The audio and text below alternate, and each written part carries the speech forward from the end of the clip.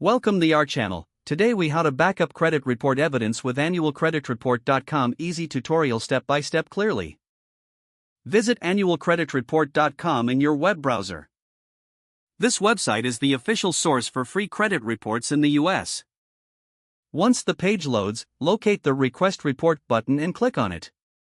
You will be directed to a page where you can choose to obtain credit reports from the three major credit bureaus, Experian, TransUnion, and Equifax. Select the credit bureaus you want to request reports from. You can choose to get reports from all three or just one or two, depending on your needs. After making your selection, click on Next to proceed. Fill out the required personal information, including your name, address, date of birth, and ensure that all information is accurate to avoid any issues with your request. Once you have entered your details, click on Next to continue. You may need to answer security questions to verify your identity. These questions could relate to loans, credit cards, or other personal transactions. Answer each question to the best of your ability. After verifying your identity, you will be presented with your credit report options. Choose the report format you prefer, whether online viewing or PDF download. Click on View Report to access your credit report online. If you opt for a PDF download, select the appropriate option to save it to your device.